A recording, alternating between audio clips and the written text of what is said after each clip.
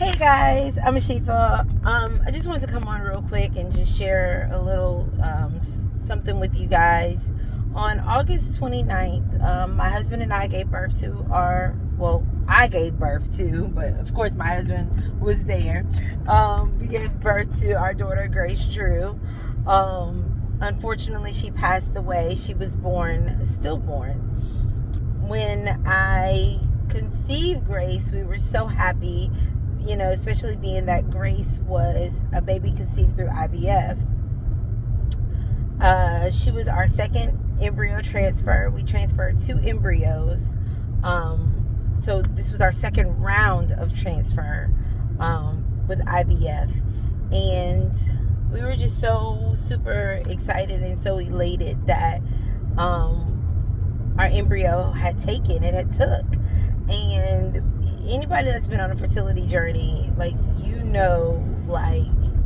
that it's nothing easy about it. Constantly, being consistent and, testing your OPKs, which that's your ovulation trackers, and just everything that goes along with it. But even when you get into the ramification of IVF, we did several IUIs, which is when they put the semen directly into your uterus, hoping that the semen and the egg meet. We did 6 of those. We've had 5 miscarriages, 1 failed cycle of IVF, and like I said, Grace was our second, and we transferred her and another embryo, which the other embryo did not take. So, but we were just elated to find out that we were pregnant, and then they confirmed that it was only 1. We were just so happy. When I was around 10 weeks pregnant, I did an ultrasound, and my doctor said that it looked as if though she had an excessive amount of fluid around her brain. And he said usually babies that show fluid around the brain doing ultrasounds usually have some type of genetic disorder associated with Trisomy 18. Me and my husband just kind of looked at each other, and we were just basically flabbergasted. We were like, this cannot be happening. Technically this cannot be happening again, because we've gone through so much, and surely God wouldn't allow this to happen to us, right? We've been faithful. We're faithful tithe payers. We're faithful in church. We're good to people. We're good to each other. We don't try to, rip anybody off. We just try to be good, upstanding Christians, believers, citizens, just good people, right? So my husband instantly just started crying, and the doctor was I was still smiling in that moment, because I was like, you know what, I said, babe, it's gonna be okay. This too shall pass, and we're gonna get through it. We've gotten through so much more. We're gonna get through this too, right? So when we get in the car, the doctor suggested that we did do a genetic test, just to be on the safe side, which we wanted to do genetic testing anyway, because when you do genetic testing, you can find out earlier than 20 weeks what you're having. And so we were super, excited about that, and because we wanted to know. And so we went ahead and did the genetic testing and everything. And I remember when we walked out to the car, and my husband and I got in the car, and I had never heard of Trisomy 18. I didn't know what it was. I didn't know what it entailed or any of that. So I was just kind of I don't want to say I was in denial, but I was just kind of okay, what's up with this whole Trisomy situation? What's this all about? So it rocks on, and we go to have the genetic testing done and everything, the blood work. It takes about 2 weeks for it to come back in. And I remember when my husband and I got in the car, he looked at me and he said, "It's probably going to be a girl. And anyone that knows anything about trisomy 18 or Edwards syndrome, is that most babies that are born with it are usually typically girls. They have a higher probable cause of having trisomy 18. Why? I don't know. And what trisomy 18 is that we have two chromosomes that we have 23 that makes up the whole shebang shaboodle. If I'm saying this wrong, y'all, this is a disclaimer.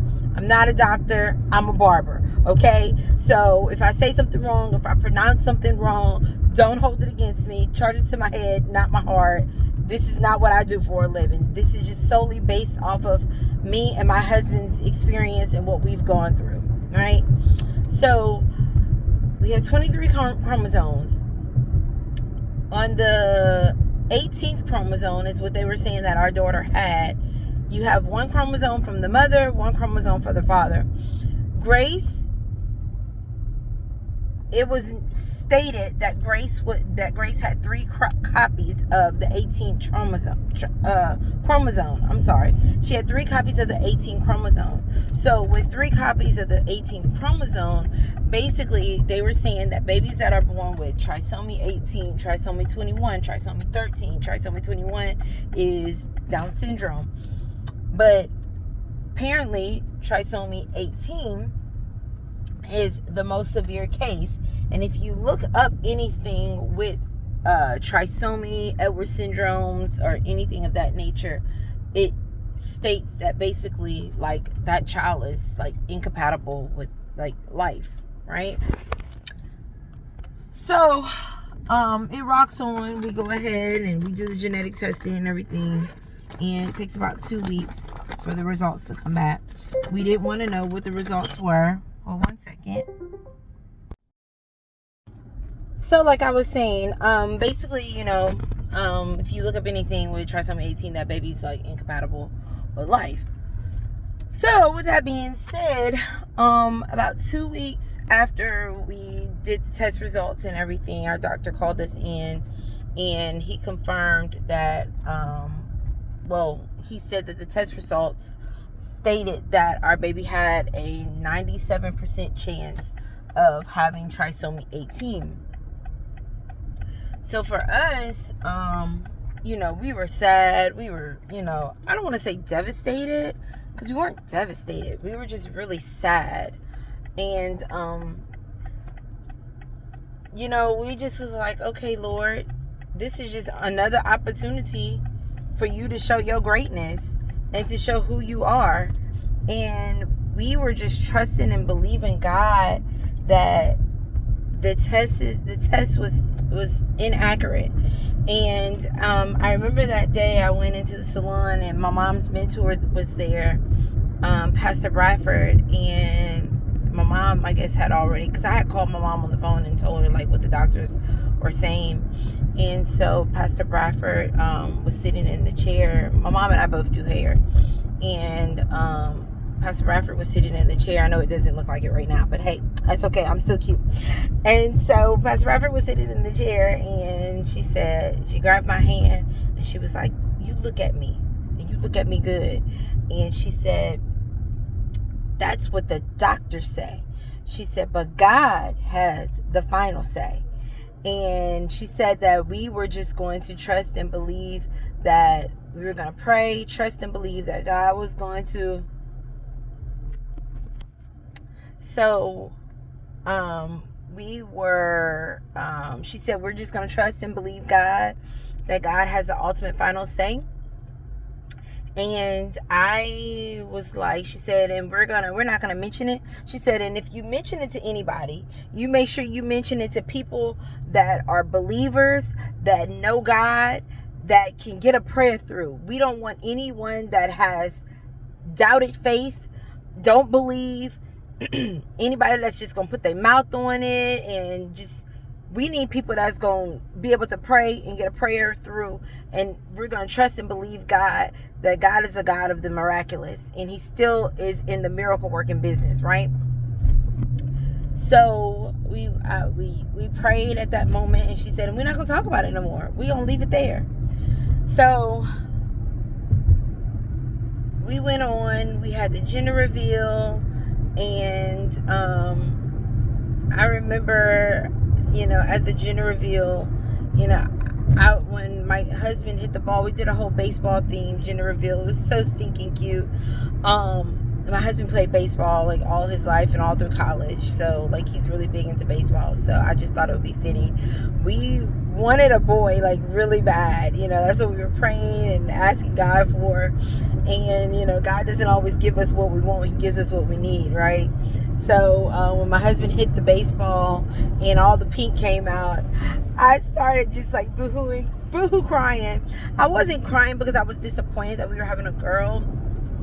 I was crying because I knew that the probabilities of her possibly having this trisomy 18 was greater, because girls are at a higher risk for trisomy 18 than boys. Why? I don't know. So we went on through our pregnancy, and like I told my husband, I told my mom, I told my mother-in-law, I told, those were only the few people that really knew what was going on with Grace. And I told everybody, I said, what we're not going to do is like sulk in this. We're going to treat this pregnancy like a normal pregnancy. We're going to treat my baby like she's normal, because in my heart and in my mind, my baby is normal and she is going to be perfectly fine.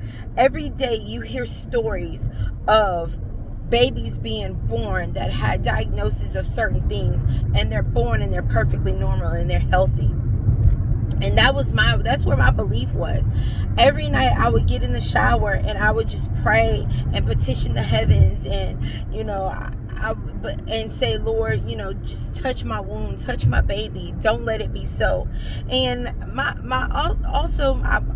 prayer was like, Lord, like, if it is so, not saying that I had doubt, but if it is so, Lord, I just pray that, if you don't heal her, it ain't because you can't heal her. And I still hold firm to that. But I said, Lord, I just don't want to have a baby that is severely special needs. Like, that's a lot to deal with. That's a lot mentally, physically, emotionally, like on so many levels. That's just a lot, and I just, like, my prayer was just not for that not to be. And so typically babies with trisomy have multiple birth defects. Grace had a birth defect of her heart. One of her arteries that went from her heart to her lungs, it was underdeveloped. We met with a specialist, and he informed us that, he said, all the time, the babies are born with heart diseases. He said, but, and they go in, they have surgery, and, we can fix it and we can repair it. He said, but the ultimate thing is that we need to know if she actually has the trisomy 18, because like I said, it was only a test. When I went to maternal fetal medicine, the doctor was like, oh, well, this test is only saying 93%. So it had went down from the 97 to the 93. So I was like, okay, there's still a 7% chance that nothing is wrong with my baby. And I just want to throw this out here, guys. If you're watching this video and you're trying to make a decision, or you think your baby, that you've been told that your baby has a trisomy, they give you the option to abort your baby, do not abort your baby. Keep your baby. That's your baby. He or she is a part of you. That is something that you and your significant other made, put together, and God put that baby there. We might not know the reason or the purpose for the baby possibly having this disease, but it could be a possibility that the baby doesn't have this disease.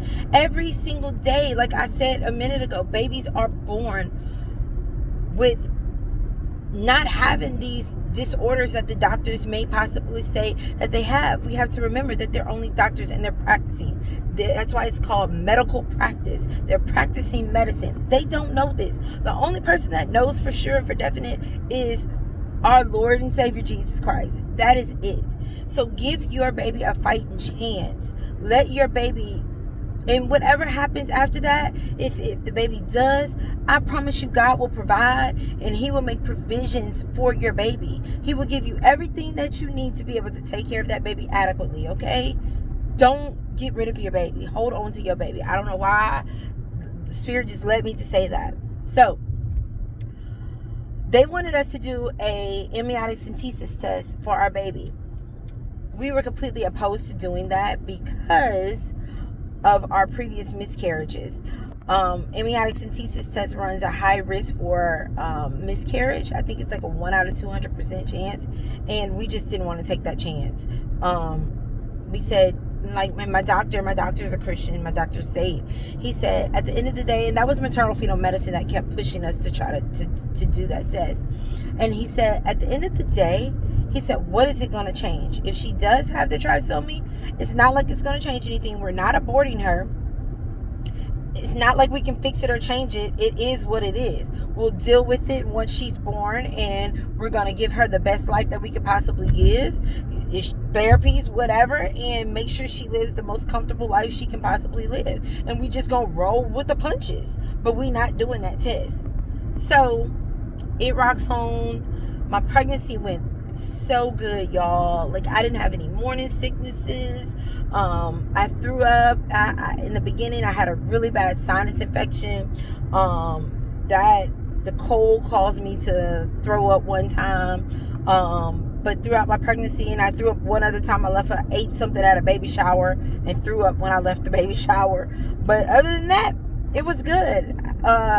Normal feet swelling and stuff like that. But I will say this though. 2 weeks prior to me having Grace, or her passing away, I went to maternal fetal medicine for a checkup, and the doctor said that I had a lot of fluid, and also to come to find out now, trisomy 18 pregnancies are associated with high fluid. And so I asked the doctor, I said, well, meanwhile, remember, we don't have a confirmation that Grace does have this trisomy 18. I asked the doctor, I said, well, hey, like, what do we do about this fluid, this excessive amount of fluid? And the doctor was like, well, we're just going to leave it. He said, if it gets to the point where you're having trouble breathing or anything like that, or we feel as though it's harming the baby, we'll go in and we'll drain the fluid. But as of right now, like, we're just gonna leave it be. So that was at my 24-week appointment. 26 weeks. And so fast forward to 28 weeks and 4 days. The Sunday night prior to me finding out that Grace had passed away, that Saturday I had like a really, really bad headache, and I had taken some medicine and it just would not stop. So eventually I just went ahead and was able to fall asleep. And that was that Saturday. That Sunday I got up, went to church, felt much better, went to church. I was telling my husband that I wasn't really feeling her move as much. I felt her, but she wasn't that active. And then that Sunday night, I made some cinnamon toast, ate the cinnamon toast, and maybe like 3 or 4 minutes after I ate the cinnamon toast, when I tell y'all I projectile vomited everywhere, it was bad. My husband, God bless his soul so much, y'all, like his heart rather, and his soul, he went in there and he cleaned my bathroom because I couldn't make it to like the toilet. Like, it just was like everywhere, and he cleaned it. Baby, thank you again. If the shoe was on the other foot, I think we probably would just have to wait until you felt better for you to be able to clean it up, because like I can't do vomit. But but I'm just so grateful. So with that being said, this gray hair is really gray hairing. Oh my goodness. So that night I took the Doppler out, and it seems as if though, and y'all, I don't know if God has just blocked it from me, but I've been trying so hard just to remember and to just like think about like when exactly did she possibly pass away. And I feel as though maybe it was at that moment when I had the whole projectile vomiting situation. Maybe that's when her heart stopped. I don't know. I can't say. But she did that Sunday evening. I was just, trying to see if I really felt her. I can't really remember. But I do know on that Monday, I was feeling for her. I didn't I didn't really feel her move. And like when you just like something in your spirit just tells you like something's just not right. Like no matter what, you can't shake it. You're just like, I don't know, something's not right. Something just doesn't feel right. And so I told my husband, and he said, well, babe, you did take some medicine the other day. Maybe it's just got her a little sluggish. I don't know. So that Tuesday, I woke up and I was telling my mom, I said, Mom, I don't know. I said, I just feel like I need to go into the doctor and like just get her checked out. So I called my doctor's office, and they said that they asked for me to do kit counts for the next hour. So I did my kit counts and everything, and they said, hey, we'll call you back after lunch. Lo and behold, y'all, I did the kit counts. Seems like I felt about 6 counts, because that's what I told the doctor. Maybe I did, maybe I didn't. Maybe I wanted to imagine that I felt them. I don't know. I really don't know. Doctor told me to come on in, so I went in for 2:00. And my mom was like, I'm gonna come, and my husband was at work, and he was like, well, I can come. I was like, no, I'll be fine. They just gonna do an ultrasound, check her out, make sure she's good and everything, and we'll be fine. So lo and behold, I get there, they call me right back, and I go back, which is very unusual for Women's Hospital, because usually when you go for ultrasound, especially if it's after lunch, you're gonna be sitting there for a minute.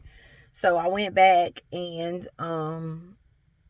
me and the lady we were making small talk. The ultrasound tech, we were making small talk, and she was like, you haven't been really feeling baby move? And I was like, no, not really. And so she went ahead and started doing everything, and then she just got kind of quiet, and I was like, is everything okay?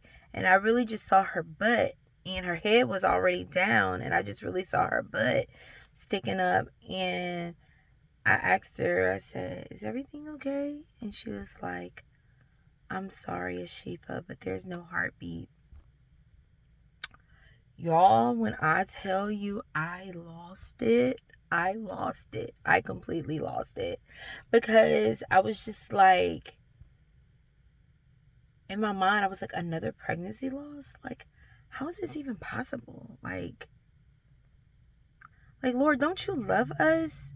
Are we not faithful enough? Like, why do we keep going through this? Like, for me to get almost to the end of a pregnancy and to lose my baby, like, why? And so I called my husband. He was frantic. He told me he was on his way to the hospital. Called my mom, and my mom, I'm sure she cried. My mom's very strong though, but I'm sure she cried. Looking back on it now, when she got to the hospital, her and my dad came, and they both were pretty upset. So they came and got me. The nurse came and got me. They brought me to the doctor's office, and it wasn't my doctor. It was an on-call doctor, because like I said, my doctor's office is closed on Tuesdays. And so I went in there, and by that time my husband had gotten there, and we were just crying. And then my parents came, and then once everybody got there, the doctor came in, and she said, well, the process for this now is, of course, baby can't stay in there. We got to get baby out. So she said, you can either go home and think about it, or you can come back. And I said, okay, so what, you're just going to take me into surgery and take her out? And she said, no, no, no, no, no. She said, we're going to go ahead and induce labor, and you're going to give birth. You're going to have her. Y'all, that's another traumatizing thing. And but now knowing the reason why they actually have you to give birth is so that you won't have the scar of a C-section to constantly remind you of a pregnancy and of a baby that you no longer have with you. So we opted to go ahead and get admitted into the hospital. And before they started me on the medication, I told them, I said, hey, I said, can y'all just check one more time, to make sure that, the test that the ultrasound tech did, not saying that she was wrong or anything, but I just wanted to be sure before I took any type of medication that could possibly do something that, I don't know. I was still, my faith was just so strong that, and I don't want to say that I was in denial. It was my faith. I was just like, Lord, this just cannot be. I'm just trusting you, and I'm believing you that, when they give me another ultrasound, that heart is going to be beating and my baby is going to be fine, right? So lo and behold, they did the doctor came and she did the ultrasound, and there was no heartbeat. She confirmed that it was no heartbeat. And so they went ahead and they started giving me this medication called Cytotec. And I think I took 2 pills every 2 or 3 hours. And what Cytotec does is it softens your cervix, and it forces your body to go into labor. It forces you to start contracting. So that was on Tuesday, and I was in the hospital from that Tuesday all the way up into that Saturday. I had her on that Thursday at 12:15 p.m. and she came out with the prettiest hair all over her forehead, her chin. And a week prior to us losing Grace, I had a dream. And in the dream, I had given birth to a beautiful baby girl, and she had so much hair, so much hair. And I remember asking the nurse, is she okay? Is she okay? But when I look back on the dream, I never heard Grace crying or anything. And the nurse was just rubbing her head and everything, and she was like, she's perfect. She's perfect. She's okay. She's perfect. And I was just like, okay, okay. And in the dream, she had just the most amount of hair that I've seen on a baby ever. And so when I gave birth to her, when she first came out, the first thing everybody said was, oh my God, look at all that hair. Just like in the dream. And she was silent. Of course, she wasn't crying because she had passed on. And I remember, just to tell a funny joke, I remember Mom saying now, she said, when you originally told me that dream, she said, I was like, Lord, she want her baby to have hair. My mom was like, Lord, she want her baby to have hair so much. And I don't know how that's going to happen, because when she was born, she was so bald headed. So I don't know about the baby having no hair. But baby, when I tell you, when my baby came out and she had all that hair, everybody in the room was like, oh my God, look at all that hair. She had hair on her arm. She had hair on her butt. Yo, I had heartburn so bad. So I think it is true what they say about the heartburn and pregnancy. If you have a lot of heartburn, your baby gonna have a lot of hair. I had to literally sit up sleeping because I had heartburn so bad. And yeah, our baby came out, and she had passed on, and she was so pretty. I know every mama says that their babies were pretty, but baby, my baby was gorgeous, beautiful. She had the prettiest little lips. Everything about her was just it was perfect, just like the lady said in the dream. And looking back on it now, she may not have been perfect here on earth, but she's perfect in heaven, and she has her glorified body.